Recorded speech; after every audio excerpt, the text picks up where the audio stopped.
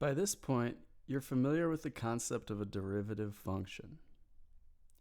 For every input x, a derivative function f prime of x will output a value that's equal to the instantaneous slope of an original function f of x. Below are three examples of different original functions.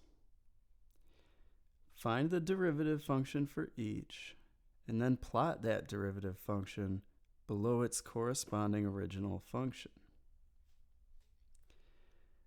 So I'm going to go ahead and use the rules for differentiation on each of these. We have that f of x is equal to 2x. So that's going to mean that f prime of x, by using the rule of a constant multiplied by x, our derivative will just be that constant. It'll be 2. And so now I just want to kind of sketch that as best I can. It is a straight line, and it's a horizontal line. Now let's do differentiation on 2x plus 3.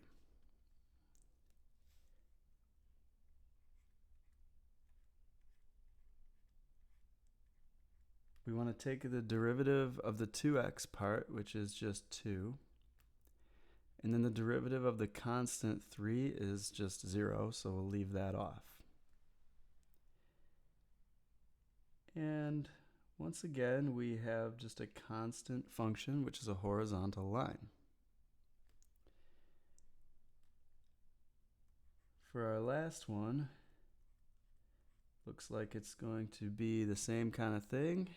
The derivative of 2x is 2, and the derivative of negative 2 is 0. So we have this.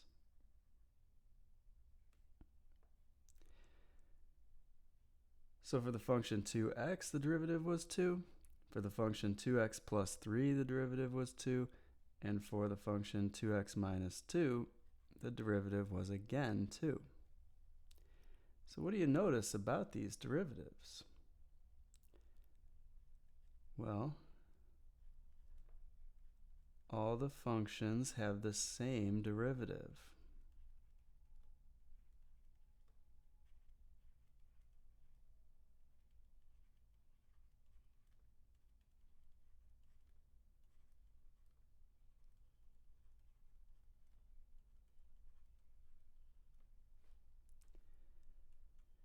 And that's going to be important here for what we're going to talk about next, which is called anti-differentiation.